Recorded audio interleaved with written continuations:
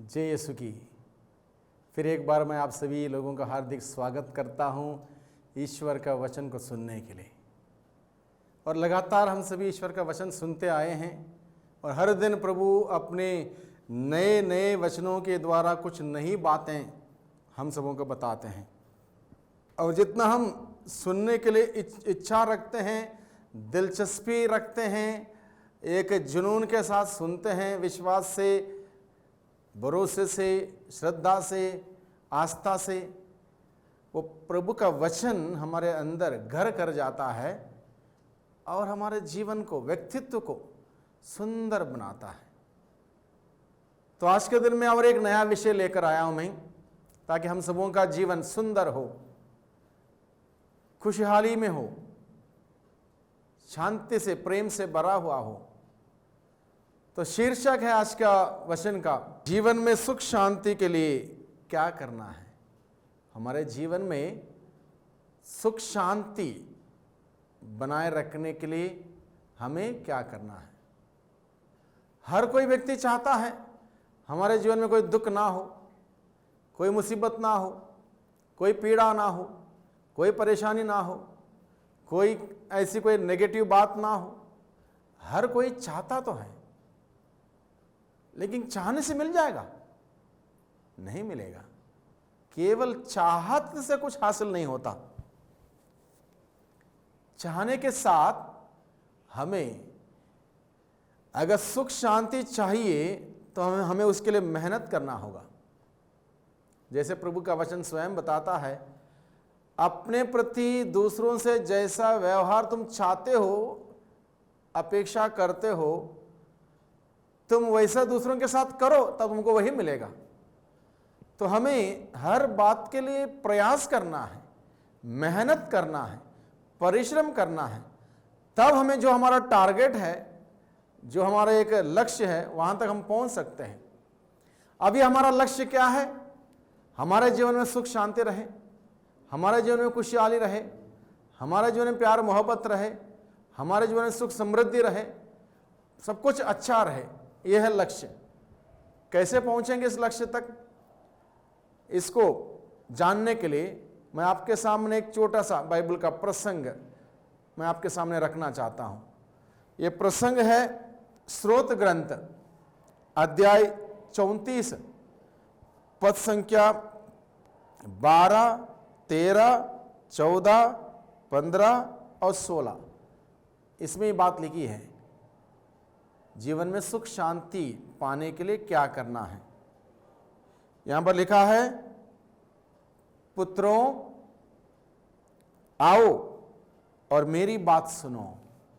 बच्चों, पुत्रों यानी कि बच्चों, आओ और मेरी बात सुनो। प्रभु कहता है, बच्चों आओ और मेरी बात सुनो।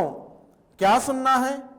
मैं तुम्हें प्रभु पर श्रद्धा की शिक्षा दूंगा। प्रभु कहता है, प्रभु पर श्रद्धा रखने की शिक्षा मैं तुम्हें दूंगा। बच्चों को जरूरी है, हम सभी ईश्वर के बच्चे हैं और बच्चों को प्रभु पर श्रद्धा रखने की शिक्षा देनी है। और प्रभु पर श्रद्धा रखने की शिक्षा मिल जाएगी, बच्चे जान जाएंगे, मैं और आप इस बात को जान जाएंगे, समझ जाएंगे, प्रभु पर श्रद्धा रखना मेरे लिए जरूरी है, प्रभु पर श्रद्धा रखना हम सबों के लिए जरूरी है। और हम प्रभु पर श्रद्धा रखेंगे, प्रभु के प्रति वो भय, श्रद्धा भरी भय रखेंगे हमारे अंदर, हम भटकेंगे नहीं, हम भटकेंगे नहीं। आगे क्या लिखा है? तुम में कौन भरपूर जीवन, लंबी आयु और सुख शांति चाहता है? सवाल किया है। तुम में, प्रभु हमें बुलाता अपने पास और बोलता है, आओ मैं तुम्हें प्रभु पर श्रद्धा की शिक्षा दूंगा। अब उसके बाद सवाल किया गया है, तुम में कौन अपने जीवन में भरपूर जीवन, भरपूर जीवन, फुलनेस ऑफ लाइफ कौन चाहता है? तुम में कौन चाहता है भरपूर जीवन? कौन चाहता है लंबी आयु? और कौन चाहता सुख शांति? एक सवाल किया है। मैं समझता हूं हम में से हर व्यक्ति सुख शांति चाहता है, हम में से हर व्यक्ति लंबी आयु चाहता है, हम में से हर व्यक्ति भरपूर जीवन चाहता है। मैं समझता हूं बात स्पष्ट है। ये सवाल किया गया प्रभु ने हमसे, क्या तुम भरपूर जीवन चाहते हो? क्या तुम लंबी आयु चाहते हो? क्या तुम सुख शांति चाहते हो? तो हमारा उत्तर है हाँ। तो हाँ बोलने से मिल जाएगा, लंबी आयु मिल जाएगी, सुख शांति मिल जाएगी, भरपूर जीवन मिल जाएगा? नहीं। तो क्या करना होगा? मेहनत करना होगा, परिश्रम करना होगा। किस प्रकार से मेहनत करनी होगी? प्रभु का वचन हमें सिखाता आगे, अगर तुम भरपूर जीवन चाहते हो, लंबी आयु चाहते हो, सुख शांति चाहते हो, तो अगर चाहते हो तो, अगर चाहत अंदर है, तीव्र इच्छा शक्ति है, तीव्र चाहत है, तो तुम ना अपने जीभ को बुराई बोलने दो। अपने जीभ को बुराई बोलने मत दो। सबसे पहले जीभ का उदाहरण क्यों दिया गया? भरपूर जीवन हासिल करने के लिए, लंबी आयु हासिल करने के लिए, सुख शांति हासिल करने के लिए प्रभु ने बताया सबसे बड़ा ऑब्स्टिकल, सबसे बड़ी बाधा क्या है? जीभ, हमारी जीभ। इसलिए प्रभु ने कहा तुम अपने जीभ को बुराई बोलने मत दो, क्योंकि बाइबल बताता है, प्रभु का वचन हमें बताता है, मनुष्य को हर निकम्मी बात का लेखा जोखा देना पड़ेगा। न्याय के दिन हर एक बात का लेखा जोखा देना पड़ेगा। अगर मैंने किसी को बुरा कहा है, किसी को अभिशाप दिया है, किसी का नाम खराब किया है, किसी को बदनाम किया है, किसी के पीठ पीछे कहानी बनाई है, किसी का नाम खराब करने के लिए झूठी कहानियां फैलाई हैं, तो मुझे ईश्वर मुझसे सवाल करेगा, इस वजह से तुमने अपनी जीभ को गलत इस्तेमाल किया, दूसरों को तुम्हें बदनाम किया, दूसरों को तकलीफ दी, चोट पहुंचा, उनका नाम खराब किया, उन्हें उनके पीछे कहानी बनाई। प्रभु मुझसे लेखा लेगा।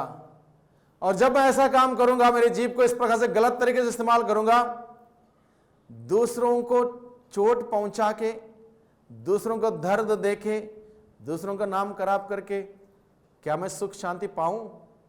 सुख शांति पाऊंगा? लंबी आयु पाऊंगा? भरपूर जीवन पाऊंगा? कभी नहीं हो सकता।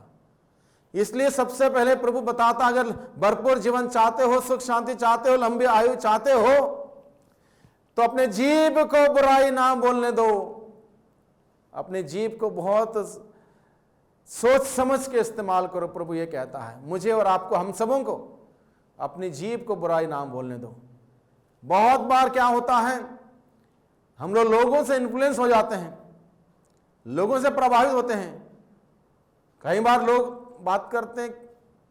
एक बार मैं बाजार गया था, दो व्यापारियों की लड़ाई हो रही थी। इतने बुरे बुरे बुरे शब्द, इतने बुरे, तकलीफ बहुत हो रही थी सुन के। पूरी दुनिया देख रही और कुछ लोग एंजॉय भी कर रहे, हंस भी रही। यानी कि कुछ लोगों को तकलीफ नहीं होती। नेगेटिव शब्द इस्तेमाल करने से, नकारात्मक शब्द इस्तेमाल करने से कुछ लोगों को तकलीफ नहीं होती।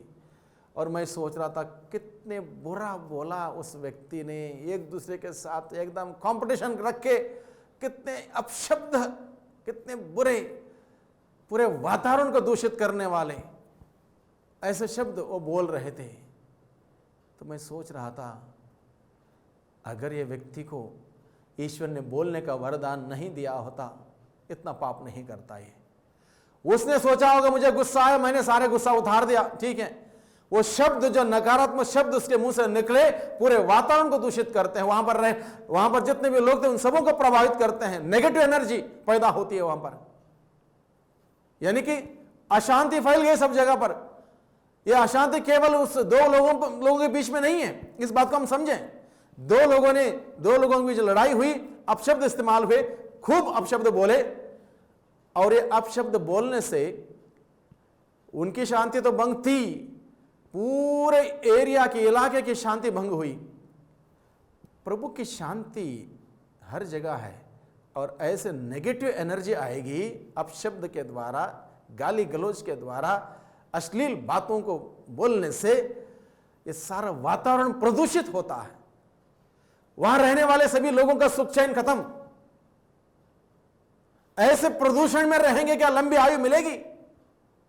ऐसे वातावरण में हम लोग जीते हैं आज के दिन में। भाइयों बहनों, बड़ी दुख की बात है। हर कोई व्यक्ति गलत शब्द, गलत बातें, अश्लील बातें बोलने में आनंद लेते हैं। मैंने बच्चों तक सुना है। इसलिए प्रभु कहता है, सबसे पहले प्रभु कहता है, अगर तुम लंबी आयु चाहते हो, सुख शांति चाहते हो, भरपूर जीवन चाहते हो, अपने जीभ को नियंत्रण में रखो। बुराई ना बोलने दो अपने जीभ को, किसी भी प्रकार से अपने जीभ को अच्छी बात बोलने से, प्रभु की तारीफ करने के लिए इस्तेमाल करो। खुशहाली आएगी, शांति आएगी, आनंद आएगा, भरपूर जीवन आएगा।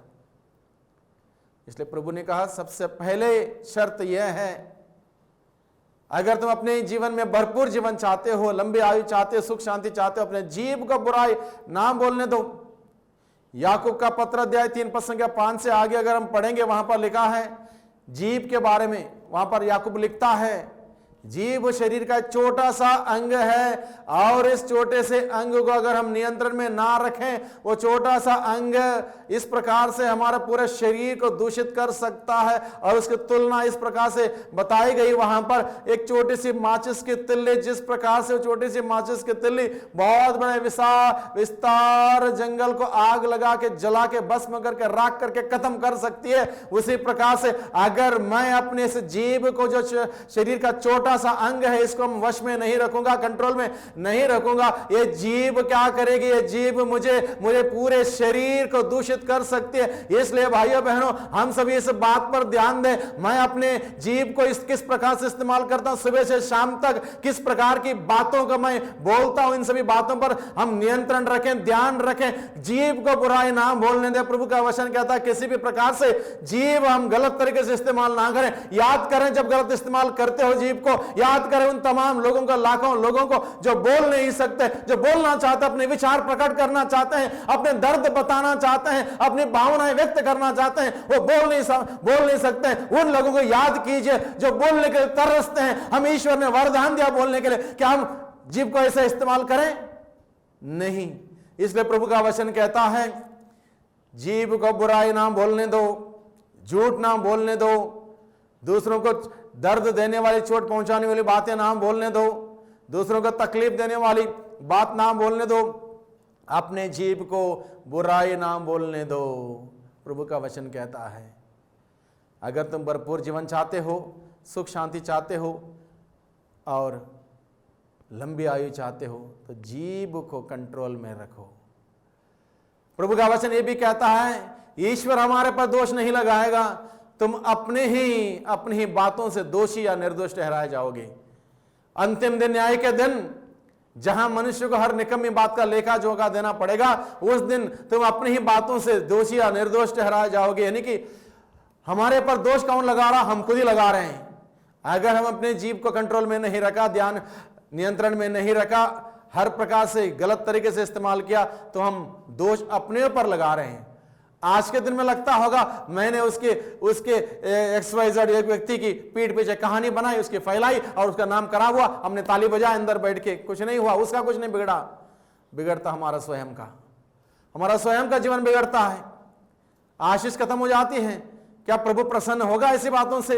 मैं उसकी बुराई कर रहा हूं, इसकी बुराई कर रहा हूं, उसकी चुगली कर रहा हूं, इसके और कुछ कर रहा हूं, इसको मनोबल गिरा रहा हूं, इसका नाम खराब कर रहा हूं। क्या ईश्वर जिसने उसको बनाया, जिसने मुझे बनाया, मैंने उसको तकलीफ दी, क्या ईश्वर मेरे व्यवहार से खुश होगा? नहीं होगा। ईश्वर को दर्द होता है अपनी संतान को तकलीफ देने से। अगर मैं और किसी को तकलीफ दूंगा, ईश्वर को दर्द होता है, क्योंकि ईश्वर हम सबों से प्यार करता है भाइयों बहनों, बेहद प्यार करता है। इसलिए ईश्वर पसंद नहीं करता। इसलिए हम भले आज के दिन में ना सोचें इन बातों को, तकलीफ हमें होगी। न्याय के दिन जब हमारी हर निकम्मी बात का लेखा जोखा देना पड़ेगा, उस दिन बाइबल हमें बताता, प्रभु का वचन बताता, उस दिन हम अपनी बातों से दोषी या निर्दोष ठहराए जाओगे। अगर हमें प्रभु के सामने, प्रभु की दृष्टि में निर्दोष रहना है, जीभ को नियंत्रण में रखने के लिए, जीभ को बुराई ना बोलने तो प्रभु का वचन कहता है। दूसरी बात प्रभु का वचन बताता है, और ना अपने होठों को कपटपूर्ण बातें, और ना अपने होठों को कपटपूर्ण बातें, ढींग मारना, बड़ाई करना, अपनी ही बड़ाई करना, वाह करना, ताली बजवाना, अरे मैंने वो कर दिया, मैंने ये कर दिया, मैंने वैसा कर दिया, ऐसा कर दिया। कहां से कर दिया? जब प्रभु ने नहीं दिया है तो कुछ नहीं कर सकते हो। बुद्धि, शक्ति, ज्ञान, विवेक, प्रज्ञा प्रभु ने दिया। सोचना समझना का शक्ति प्रभु ने दिया। बोलने का वरदान प्रभु ने दिया। देखने का वरदान प्रभु ने दिया। सुनने का वरदान प्रभु ने दिया। सब कुछ प्रभु ने दिया। तुम्हारा क्या है? हमारा कुछ नहीं है। हम किस बात का घमंड करें, किस बात का अहंकार हम बताएं? हम शून्य हैं, कुछ नहीं है उस ईश्वर के बगैर। वो ईश्वर है तब हम हैं। इसलिए हम कपटपूर्ण बातों से दूर रहें। प्रभु का वचन कहता है, भरपूर जीवन चाहते हो, लंबी आयु चाहते हो, सुख शांति चाहते हो, सबसे पहले जीभ को बुराई ना बोलने दो। दूसरी बात, कपटपूर्ण बातें ना हो हमारे होंठों के द्वारा। किसी प्रकार का कपट, दिखावा, बाहरी आडंबर, जो शास्त्री फरीसी ऐसा किया करते थे। कपट, कपटी जीवन था उनका, दिखावे का जीवन था, बाहरी आडंबर का जीवन था। प्रभु ने कहा, धिक्कार तुम लोगों शास्त्री फरीसियों, तुम बाहर से तो सुंदर लगते हो, पुती हुई कब्र के भांति, लेकिन तुम्हारे अंदर विचार तुम्हारा ठीक नहीं है, भावनाएं ठीक नहीं है, तुम्हारा सोच ठीक नहीं है, धारणाएं ठीक नहीं है। तुम उंगली उठाते दूसरों के ऊपर, कौन कहां गलती करता है वहां पर पकड़ने के ताक में रहते हो। धिक्कार तुम लोगों को। अगर मेरा स्वभाव ऐसा होगा, मेरा व्यवहार ऐसा होगा, मेरा आचरण ऐसा होगा, मैं दूसरों पर उंगली उठाऊंगा, 1.5 घंटे प्रार्थना करूंगा, 2 घंटे प्रार्थना करूंगा, बाइबल पढ़ूंगा, माला विनती करूंगा, उसके बाद किसी के ऊपर उंगली उठाना हो मौका नहीं चूकूंगा, किसी को नीचे गिराना हो मौका नहीं छोड़ूंगा, क्या फायदा उस प्रार्थना का?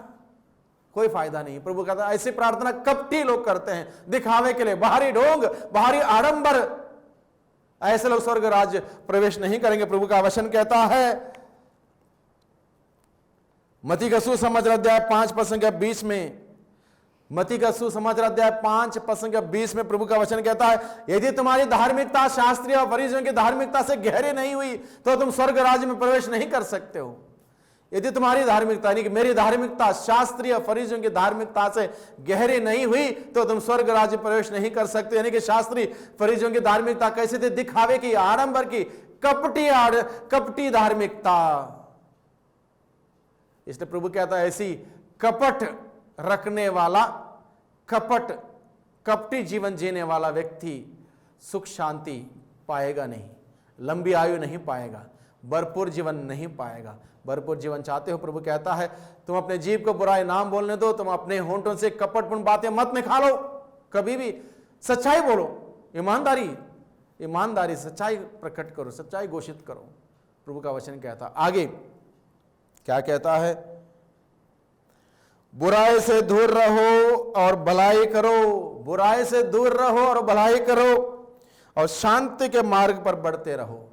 बुराई से दूर रहो, हर प्रकार की बुराई से दूर रहो, भलाई करो, हर प्रकार की भलाई में आगे बढ़ो, शांति के मार्ग पर आगे बढ़ते रहो। प्रभु का वचन कहता है शांति के मार्ग पर, शांति, प्यार, मोहब्बत, क्षमा, ये मार्ग प्रभु ने हमें सिखाया। ये नहीं कि छोटी सी गलती हुई वहां पर खड़े हो गए उसको डांटने के लिए, उसको अपशब्द बोलने के लिए, उसको मारने पीटने के लिए, उसको दुख पहुंचाने के लिए। शांति का मार्ग पर हम चलें, क्षमा करें, माफ करें, दया करें, किसी को दुख दर्द में है उसके साथ बैठें। ऐसा कार्य करने के लिए प्रभु का वचन कहता है ऐसा कार्य करोगे। कोई रोता है, कोई परेशान है, कोई दुखी है, कोई बीमार है, कोई पीड़ित है, उसके साथ थोड़ा समय बिताया, थोड़ी सेवा की, उसकी 2-4 बातें उसकी सुनी, उसको आपने जीवन दिया। दूसरों को जब आप खुशियां देते हो तो खुशियां आपको आती हैं लौट के। दूसरों को जब आप खुशियां देते हो खुशियां आपके पास लौट के आएंगी। दूसरों को जब आप ऊपर उठाते हो आप स्वयं ऊपर उठ जाते हो। दूसरों को जब आप माफ करते हो आपको माफी मिल जाती है। तभी जाके भरपूर जीवन आएगा हमारे अंदर, सुख शांति आएगी, लंबी आयु हमें मिलेगी। दूसरों की मदद करने से, दूसरों को जीने में, सुखमय जीवन जीने में मदद करने से, आगे बढ़ाने से हमें वो आशीष हमें मिलती है। इसलिए अगर हम चाहते हैं हमारे अंदर सब कुछ अच्छा हो, हमारे लिए सब कुछ अच्छा हो, कुछ भी गलत ना हो, हम किसी के साथ कुछ भी गलत ना करें, किसी भी प्रकार से कुछ भी गलत ना करें, सब अच्छा करें सबके साथ। अगर हर व्यक्ति के साथ आपने अच्छा किया, अच्छा बोला, अच्छा विचार रखे, अच्छे तरीके से रहते हो, मिलते हो, जुलते हो, उड़ते हो, बैठते हो, सब है, आप तकलीफ में नहीं रहोगे। ये सारी लोगों की दुआएं आपको लग जाएंगी, आशीष बन के आपके पास आएंगी, सुख शांति आपके पास रहेगा, अमन चैन रहेगा, भरपूर जीवन रहेगा। इसलिए प्रभु का वचन कहता है बुराई से दूर रहो, भलाई करो, शांति के मार्ग पर बढ़ते रहो। आगे प्रभु का वचन कहता है प्रभु की कृपा दृष्टि धर्मियों पर बनी रहती है। अगर हम ऐसा धार्मिक जीवन बिताएंगे, ऐसे धार्मिक जीवन बिताएंगे, यानी कि बुराई नहीं करेंगे, कपट नहीं दूर रखेंगे, दिखावा नहीं करेंगे, बाहरी आडंबर नहीं करेंगे, घमंड नहीं करेंगे, अहंकारी नहीं बनेंगे, बल्कि दीनहीन बन के प्रभु के साथ जुड़े रहेंगे, प्रभु के सच्चाई के मार्ग पर अग्रसर होते रहेंगे, इस प्रकार से हम जीवन बिताएंगे तो प्रभु का वचन कहता है प्रभु की कृपा की दृष्टि धर्मियों पर बनी रहती है, यानी कि प्रभु की दृष्टि हमारे पर बनी रहेगी।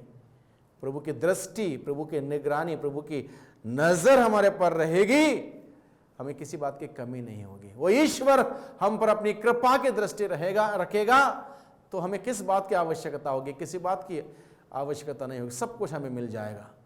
इसलिए आगे प्रभु का वचन कहता है वह उनकी पुकार पर कान देता है, यानी कि जब हम इस प्रकार के सुंदर आचरण करेंगे, सुंदर जीवन बिताएंगे, माफी देते हुए, शाबाशी देते हुए, दूसरों को प्रोत्साहित करते हुए, दूसरों को आगे बढ़ाते हुए, जीवन देने वाला कार्य करते हुए, तब प्रभु हमारी प्रार्थना पर कान देगा। अगर हम दूसरों की बुराई करते रहेंगे, चुगली करते रहेंगे, उसका नाम खराब करते रहेंगे, क्या प्रभु तुम्हारी बात सुनेगा? नहीं सुनेगा। जब प्रभु हमारी पुकार नहीं सुनेगा, प्रार्थना नहीं सुनेगा, सुख शांति नहीं आएगी, लंबी आयु नहीं आएगी, भरपूर जीवन नहीं आएगा। तो बहुत सुंदर तौर तरीका प्रभु ने आज के दिन में इस वचन के द्वारा हम सबों को बताया है। अगर तुम भरपूर जीवन चाहते हो, सुख शांति चाहते हो, लंबी आयु चाहते हो, क्या करना है? बहुत सिंपल बात हमें बताई है, जीव को बुराई ना बोलने दो, होंठों से कपटपूर्ण बातें ना निकले, बुराई से दूर रहो, भलाई करो, शांति के मार्ग पर आगे बढ़ते रहो, और प्रभु धर्मियों के साथ अपनी कृपा दृष्टि बनाए रखता है और धर्मियों की प्रार्थना प्रभु सुनेगा, कान देगा। जब प्रभु सुनेगा, कान देगा, सब कुछ संभव है, भरपूर जीवन आएगा, सुख शांति आएगी, लंबी आयु आएगी। आइए हम इस वक्त प्रार्थना करें।